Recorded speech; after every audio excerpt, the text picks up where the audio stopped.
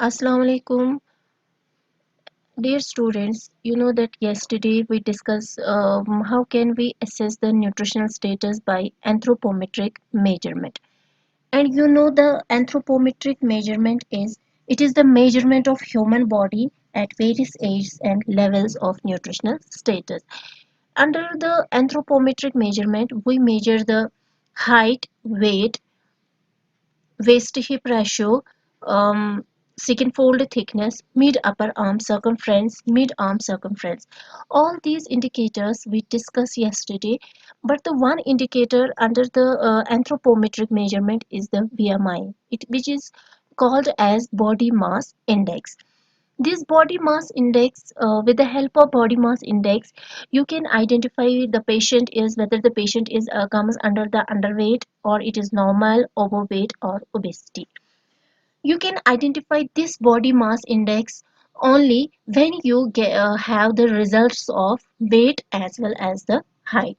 It means when you measure the weight of an individual or measure the height of an individual.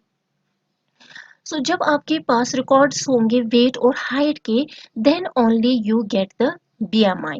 BMI आप कैसे निकालते हैं? इसकी formula है wait इन KG आपको लेना है divided by height in metre square. So जब आप ये फॉर्मूला अप्लाई करेंगे आपके पास वेट होगा और आपके पास हाइट होगी, ये फॉर्मूला अप्लाई करेंगे वहां पे आपका बीएमआई निकलेगा। सो इट मीन्स कि वो उस इंडिविजुअल का बॉडी मास इंडेक्स है। then this it is the classification of BMI given by the WHO। फिर आप उस रिजल्ट को इसके साथ कंपेयर करते हैं। अगर किसी का BMI लेस देन 18.5 आएगा it means the person is underweight. If the person has BMI 18.5 to 22.9, अगर इस ग्रुप में आएगा 18.5 से 22.9 it means the person individual is normal। overweight is whose BMI is 23 to 24.9 and whose BMI is more than 25 or equal to 25, जिसका BMI 25 होगा या 25 से ज़्यादा होगा उसको हम ओबीस कहते हैं। तो यहाँ पे आपको समझ में आएगा here you can see the difference between overweight and obesity। Overweight होता है जिसका बॉडी वेट 10% नॉर्मल से ज़्यादा होगा। फॉर एग्जाम्पल अगर as per your age and height आपका वेट होना चाहिए 50, सो अगर आपका 60 होगा it means you are overweight. But if your weight is 70, वो 20% आपसे ज्यादा होगा तो वो हो गया obese. So this was the another indicator of anthropometric measurement. This anthropometric measurement क्या है? It is a direct assessment। ठीक है, आप डायरेक्टली इंडिविजुअल के पास जाते हैं, you are directly contact with the individual and for this minimal education is required. ठीक है, जो एंथ्रोपोमेट्रिक मेजरमेंट थोड़ी सी एजुकेशन अगर हम किसी को भी देंगे कि वेट कैसे मेजर करना है, हाइट कैसे मेजर करना है, सो ही कैन डू दैट। ठीक है, now the second method of nutritional assessment is biochemical assessment or you can say laboratory examination. This method it is very expensive and here you need the trained worker or educated worker who is able to do biochemical tests, isn't? जो biochemical assessment होते हैं you can see that when the patient is suffer when the person is suffer from any type of disease, जब वो doctor के पास जाता है उसको doctors कुछ टेस्ट रखते हैं। क्यों? Because the doctor wants to know the cause of the problem. जब वो टेस्ट करते हैं रेफरेंस वैल्यू आ जाते हैं, वो रेफरेंस वैल्यू के साथ कंपेयर करते हैं और हमें पता चलती है कि इसमें क्या प्रॉब्लम है। ठीक है, तो biochemical assessment है, it is very expensive and we need trained and educated worker. But in case of anthropometric measurement or anthropometric assessment, you need little bit knowledge and you can train the uneducated person and he can do it easily. ठीक है, now what is this? It measures the level of essential dietary nutrients, its concentration and metabolism in the body। जो ये biochemical assessment है ये क्या है? ये कर जो हमारे फूड में कॉन्स्टिट्यूएंट्स और न्यूट्रिएंट्स है उनकी कंसंट्रेशन ये एनालाइज करता है और वो कैसे हमारे बॉडी में मेटाबॉलिज्म हो जाए, क्या उनकी वो प्रॉपरली मेटाबोलाइज हो जाते हैं क्या, या वो प्रॉपरली मैल एब्जॉर्प्शन हो जाती है न्यूट्रिएंट्स में। ठीक है, सो इससे हमें पता चलती है possibility of malnutrition. So this is biochemical assessment. It means it identifies the possibility of malnutrition. ठीक है, जो बायोकेमिकल असेसमेंट होते हैं स्पेशली ये हम बॉडी फ्लूइड्स पे करते हैं, जैसे यूरिन है, ब्लड है, जो हमें हेल्प करता है इवैल्यूएशन करने में पॉसिबिलिटी ऑफ मैल न्यूट्रिशन। ठीक, now there are certain tests which we have done in order to assess the nutritional status, जैसे ग्लूकोज है, नॉर्मल क्या है 110 मिलीग्राम पर डीएल। सो अगर हम ग्लूकोज टेस्ट करते हैं, अगर आपको इससे बिलो आएगा सो हाइपोग्लाइसीमिया होता है, अगर इससे हाई आएगा तो हाइपरग्लाइसीमिया। सो हमें इजीली आइडेंटिफाई हो सकता है कि पर्सन को कौन सी प्रॉब्लम है, अकॉर्डिंगली हम उसको न्यूट्रिशनली एजुकेट या काउंसल कर सकते हैं। Haemoglobin, as you know that the anemia, it is more prevalent in India or other developing countries, and in order to detect the iron deficiency anemia, हम क्या करते हैं, हम हीमोग्लोबिन टेस्ट करते हैं। ठीक है, हीमोग्लोबिन एग्जामिनेशन करते हैं, और जब अब रिजल्ट आता है वो हम रेफरेंस वैल्यू के साथ कंपेयर करते हैं। रेफरेंस वैल्यू है मेल्स में है 14 टू 18 ग्राम पर डेसीलीटर एंड फीमेल्स में है 12 टू 16 ग्राम। ठीक है, सो अब अगर इससे कम होगा सो एनीमिक है, इससे एक्सेस होगा so that is not good. ठीक है, ना हमें एक्सेस होना चाहिए ना हमें डिफिशिएंसी में होना चाहिए, जो भी हमारी रिकॉर्डेड वैल्यूज है वो हमें इसी रेंज में आना चाहिए। ठीक है, हेमाटोक्रिट भी हम करते हैं, it measures the cell volume which indicator of iron status. जब भी आपको जैसे कोई क्रॉनिक एनीमिक पेशेंट होता है उसमें हम हेमाटोक्रिट करते हैं, because we in order to know the indicator of iron status. ठीक है, कोलेस्ट्रॉल ये भी एक टेस्ट है जिससे आप आइडेंटिफाई कर सकते हैं कि इसकी जो हार्ट है वो प्रॉपरली फंक्शन करता है, इसमें बैड लिपिड लेवल कहीं बॉडी में एनहांस तो नहीं हुए हैं। ठीक है, cholesterol, triglycerides, also these are bad fatty acids. ठीक है, अगर ये हमारी बॉडी में ज़्यादा होंगे, एनहांस ज़्यादा होंगे as compare to the normal level, इससे भी आपको या हार्ट प्रॉब्लम्स हो सकती है या अदर लिपिड लिवर प्रॉब्लम हो सकती है। Serum protein and serum albumin, जैसे हम स्पेशली एल्ब्यूमिन या सीरम प्रोटीन हम एनालाइज करते हैं in order to know the protein status. ठीक है, या लिवर फंक्शन, स्पेशली जो सीरम प्रोटीन या सीरम एल्ब्यूमिन है, जब किसी इंडिविजुअल को या किसी कम्युनिटी में किसी भी पर्सन को लिवर की प्रॉब्लम होती है, वहां पे हम सीरम प्रोटीन और सीरम एल्ब्यूमिन एनालाइज करते हैं। ट्रांसफेरिन जो है, सीरम ट्रांसफेरिन जो हम आयरन है वो हमारे बॉडी में स्टोर रहता है इन फेरिटिन फॉर्म में। ठीक है, हर एक न्यूट्रिएंट हमारे बॉडी में स्टोर है, specially fat soluble vitamin. Iron जो है ये भी हमारी बॉडी में स्टोर रहता है in the form of ferritin, and जब इसको ट्रांसपोर्ट होना होता है एंड ट्रांसपोर्ट हो जाता है in the form of transferrin. ठीक है, ये भी एक बायोकेमिकल एग्जामिनेशन है जो हम एनालाइज करते हैं लेबोरेटरी में, प्रेएल्ब्यूमिन लेवल्स। ठीक है, so all these biochemical parameters we analyze in a laboratory, and we get the information whether the patient is functioning, whether the patient's body is functioning normally, whether his constituents of food are metabolized properly or not. So on the basis of the records we can analyze the status, nutritional status of the individual. Now the third method of nutritional assessment is clinical assessment or clinical examination.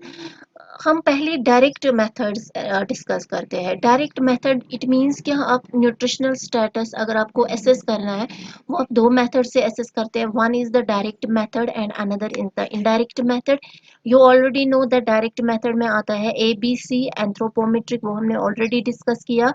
Biochemical हमने आज के topic में discuss किया, and the next is the clinical examination.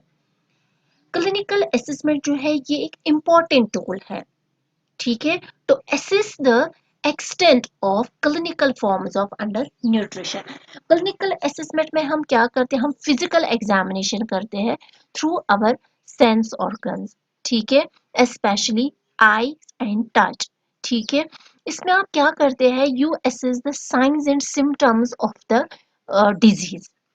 Clinical signs जो है वो signs और symptoms क्या है? These are the changes in the body which are indicative of nutritional deficiency और excess. When a person is suffering from any type of the nutritional deficiency, so how can you identify it? ठीक है, either you can identify it by anthropometric measurement or by biochemical examination, or you can identify it by clinical assessment or clinical examination. ठीक है, clinical examination में क्या होता है, इसमें आप चेंजेस देखते हैं एक इंडिविजुअल में जो हमें इंडिकेट करता है डिफरेंट डिफिशिएंसी से. ठीक है, it mean science and symptoms, जैसे बीमारी के अलामत क्या है, उन अलामत के बेसिस पे जैसे डॉक्टर के पास हम जाते हैं, हम डॉक्टर को कहते हैं कि डॉक्टर साहब हमें ये सब हो रहा है, ऐसे ऐसे हमें लग रहा है. So on the basis of that science and symptoms या इंडिकेशन, जो हम उसको इंडिकेशंस देते हैं, डॉक्टर उसी पे एनालाइज करता है कि इस पेशेंट में क्या प्रॉब्लम है. ठीक है, that is clinical examination. It can help the assessor detect the signs of nutritional deficiency and fluid imbalance. That I already told you. You see, clinic eyes में कुछ चेंजेस आएंगी या हेयर में, skin, lips, nails, tongue. So अगर ये सारी changes आती, it indicates that there is deficiency of some nutrient. So you should know that कौन सी चेंजेस आ जाती है. अगर हमारी बॉडी में ये चेंज आ जाती है तो उस टाइम पे हमारी बॉडी में किस न्यूट्रिएंट की डेफिशिएंसी होती है. ठीक है ना, अगर वीकनेस एंड फटीग होगा, इट इंडिकेट्स एनीमिया और इलेक्ट्रोलाइट इम्बैलेंस. ठीक है, थकावट या आपको कमजोरी फील होती है, इट मीन्स कि या तो आपको एचबी कम होगा या इलेक्ट्रोलाइट इम्बैलेंस है. अगर दिन ब दिन आपका वेट कम होता जा रहा है, इट मीन्स कि आप या कैलोरीज कम लेते हैं या इंक्रीज्ड कैलोरी यूज और इनएडुकेट न्यूट्रिएंट टेक और एब्जॉर्प्शन, या आप जितना आप कंज्यूम करते हैं उससे आप ज्यादा एक्सपेंड करते हैं. ठीक है, स्किन, हेयर एंड नेल्स में अगर ये सारी चेंजेस आ जाएंगी. Dry flaky skin, it indicates there is a deficiency of vitamin A, B complex और linolenic acid deficiency. B complex एक फैमिली है जिसमें विटामिन बी सारे आ जाते हैं. लिनोलेनिक एसिड जो है, it is a essential fatty acid. So अगर आपका स्किन ड्राई या फ्लेकी होगा, आपको पता चलना चाहिए कि आपको ये सारी डेफिशिएंसी है. अगर आपका skin dry with poor turgor, it means dehydration है. Rough scaly skin with bumps, vitamin A deficiency. Patchy, it means vitamin C और के डेफिशिएंसी. सोर दैट वोंट हील, ठीक है, प्रोटीन, विटामिन सी और जिंक डेफिशिएंसी. थिनिंग और dry hair, protein deficiency.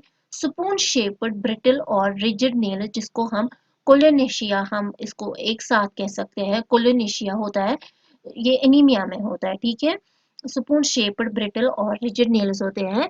Specially इस term, इसको हम एक टर्म से पुकारते हैं, कहते हैं, दैट इज कोलोनेशिया. आईज में अगर ये सारी चेंजेस आ जाएंगी, night blindness, corneal swelling, softening, dryness, bite और spots, it means vitamin A deficiency. Red conjunctiva, riboflavin deficiency. Cracks at the corner of the mouth, same riboflavin और नाइसिन डेफिशिएंसी. मैजेंटा टंग और beef red टंग, ये भी riboflavin deficiency में होती है, और vitamin B 12 deficiency. Soft spongy bleeding gums, ये vitamin C. Poor dentition, it means fluorine. ठीक है, swollen neck goitre, iodine deficiency. अगर सीवीडी में क्या होता है, अगर आपको हार्ट को एनालाइज एडीमा होगा, सो प्रोटीन डेफिशिएंसी या thiamine deficiency. Shortness of breath और कफ, टैचिकार्डिया और मरमर और हाइपोटेंशन, फ्लूइड वॉल्यूम डेफिसिट और एनीमिया. एसाइड्स, जहाँ जब एब्डामन में किसी को पानी जमा हो, फ्लूइड जमा हो जाता है, प्रोटीन डेफिशिएंसी ये हो जाता है. Bone pain and bone leg, vitamin D और calcium deficiency. Muscle wasting, protein, carbohydrate and fat deficiency. Neurological, altered mental status, dehydration and thiamine और vitamin B 12 deficiency. Ataxia, paraesthesia या न्यूरोपैथीज, बी 12, पायरिडोक्सिन, थायमिन और niacin deficiency. So ये जो ये signs and symptoms है, if you observe these signs in an individual, ठीक है। अगर आप ये साइंस एंड सिम्टम्स एक इंडिविजुअल में ऑब्जर्व करेंगे, so on the basis of presence of changes in the body you can identify that the person is suffer from which type of nutritional deficiency. So this was all about the direct method of nutritional assessment. First was the anthropometric measurement. Anthropometric measurement में different indicators है, जैसे weight, height हम measure करते हैं, उसके basis पे हम BMI निकाल सकते हैं, waist to hip ratio, second fold thickness, mid upper arm muscle circumference.